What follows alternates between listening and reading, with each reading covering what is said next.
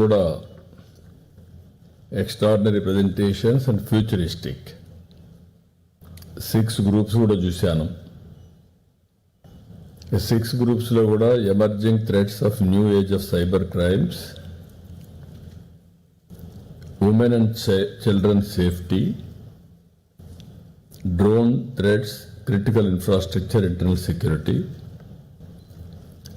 road safety, urban mobility, human resource reform, training, future skill architecture, technology modernization, digital police architecture. ఇవన్నీ కూడా various సబ్జెక్ట్స్ని చర్చ చేయడమే కాకుండా ఇప్పుడే ఒక 2 యాప్లు, ఒక MOU, ఇంకో పక్క ఇంటిగ్రేటెడ్ హోలిస్టిక్ వెబ్సైట్ కూడా ఇనాగ్రేట్ చేశారు. ఇప్పుడు ఇవన్నీ చేసిన తర్వాత మీరందరూ కూడా ప్రజెంటేషన్ చూశారు కాబట్టి వే ఫార్వర్డ్ మీరేమనుకుంటున్నారు? ఇవన్నీ మనం అనుకున్నట్టనే జరిగితే జీరో క్రైమ్ ఉండాలి. What you have to do, what is your thinking process? ఇవన్నీ కూడా ఇండివిజువల్గా మీరు గ్రూపులుగా డిస్కస్ చేశారు. అండ్ ఆల్సో గ్రూపులు డిస్కస్ చేసిన తర్వాత ఈరోజు 6 గ్రూప్స్ కింద డివైడ్ అయ్యి వాళ్ళ యొక్క ప్రజెంటేషన్స్ ఇచ్చారు. ఇక్కడ నేను కూడా ప్రజెంటేషన్లో కొన్ని చూశాను. Everything is available now. At the same time new challenges, ఆ న్యూ ఛాలెంజెస్లో కూడా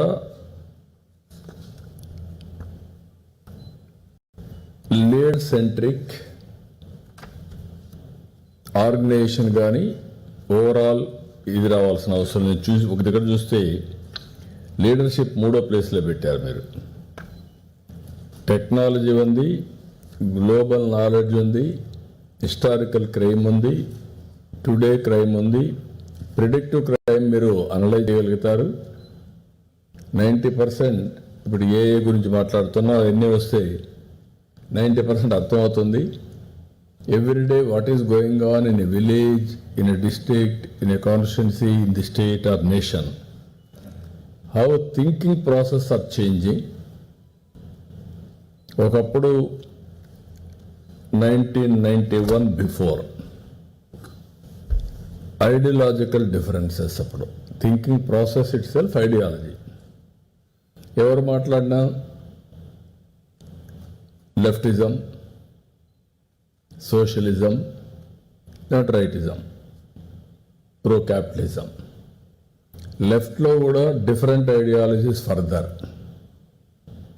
పార్టీలు కూడా డిఫర్ కావడం, ఆలోచన విధానాలు మారడం, లెఫ్ట్ ఎక్స్ట్రీమిజం రావడం, అక్కడి నుంచి ఇవన్నిటితో కాదు గన్తోనే మేము సాధించగలుగుతాం అనుకున్నదని చెప్పి ముందుకెళ్ళడం, అక్కడి నుంచి నేరుగా ఇంటలెక్చువల్స్ ఆ మూమెంట్లో చేరి అక్కడి నుంచి మూమెంట్ నడపడం. It took for the country more than 6 decades to control the type of I can say left extremism. Now we are having a problem again after bifurcation or geopolitical situations. That is where always India is moving forward. Geopolitical situations, how to contain India, that will be there. That is where extremism is playing its own role. Internally, if you see, I have seen so much of crime. 95 when I became Chief Minister, my first challenge, one is Naxalites, one is communal violence, faction violence, rowdyism. Rowdyism ఇవన్నీ కూడా చూసిన తర్వాత హైదరాబాద్కు only ఒకే road, Bengaluru నేరుగా కర్నూలుకు పోయే road, ఒకటి విజయవాడకు వచ్చే రోడ్డు, రెండు కూడా ఓల్డ్ సిటీ నుంచే వెళ్ళాలి. Once old city disturbed, total traffic will be bandh. 6 months communal violence. అక్కడనే హైకోర్టు కూడా సమ్టైమ్స్ ఫంక్షన్ అయ్యేది కాదు. అక్కడనే బస్ స్టాండ్ కూడా ఆపరేట్ అయ్యేది కాదు. ఇలాంటి ప్రాబ్లమ్స్ అక్కడ ఫేస్ చేశాం. రాయలసీమలో మీరందరూ గుర్తుపెట్టుకోవాల్సింది పెద్ద ఎత్తున ఫ్యాక్షనిజం. సినిమాలు తీయడం మొదలుపెట్టారు. రాయలసీమ భాషని, అక్కడుండే పరిస్థితుల్ని, వాళ్ళ యొక్క పట్టుదలని ఇవన్నీ కూడా తీసి సినిమాల్లో బాగా డబ్బులు కూడా సంపాదించిన రోజులు ఉన్నాయి. అక్కడి నుంచి ఏ విధంగా చేయాలని ఆలోచించాం. మెర్సిలెస్ కొట్టాం. సేమ్ పోలీస్ మీరే చేశారు ఆ రోజు. అట్ వన్ స్టేజ్ నక్సలైట్స్ విషయంలో కూడా మీరు గుర్తుపెట్టుకోవాల్సింది, న్యూ ఛాలెంజెస్ వచ్చినప్పుడు డిఫరెంట్ ఛాలెంజెస్కి అనుకూలంగా పోలీసు కూడా ఎమర్జ్ చేసుకుంటా వచ్చాం. ఫస్ట్ టైం నక్సలైట్స్ వచ్చినప్పుడు మన దగ్గరుండే Greyhounds played very very major role.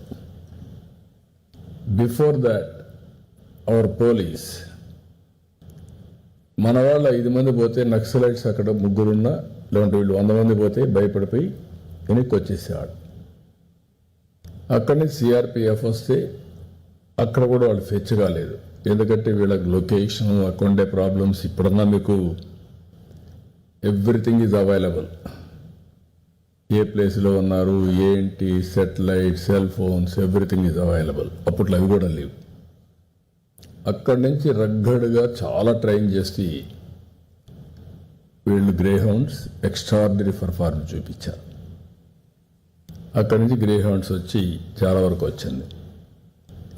ఇప్పుడు 1991 తర్వాత ఎకనామిక్ రిఫార్మ్స్ వచ్చాయి. వెల్త్ క్రియేషన్ జరిగింది. ఆలోచన విధానాలు మారాయి. మెటీరియలిస్టిక్ హ్యాపీనెస్ వచ్చింది. ఐడియాలజీ పోయింది. Values are drifted. ఇవన్నీ వచ్చిన తర్వాత పొలిటికల్ ఐడియాలజీలో ఇలాంటి సమస్యలు రావడం. ఒకప్పుడు print media only limited extent. తెల్లవారితో ఒకప్పుడు పేపర్ కూడా లేదు. ఇక్కడ ఉండేది Andhra Patrika, that was the original paper. తర్వాత చిన్నగా ఆంధ్రజ్యోతి, చిన్న పేపర్లు ఉన్నటివి. Then Eenadu, they started in Visakhapatnam first edition. అక్కడి నుంచి స్టార్ట్ అయ్యింది. నా యాక్సిడెంట్ అయినప్పుడు కూడా 2003లో కూడా టీవీ లేవు. ఓన్లీ జెమిని టీవీ రికార్డెడ్ ఆ ఎపిసోడ్ని. That were the days. Afterwards electronic media, internet revolution వచ్చినప్పుడు స్టార్ట్ అయింది. అక్కడి నుంచి electronic media real time project చేయడం మొదలుపెట్టింది. ఇప్పుడు సోషల్ మీడియా. ఈ హేట్రెడ్ క్యాంపెయిన్ కానీ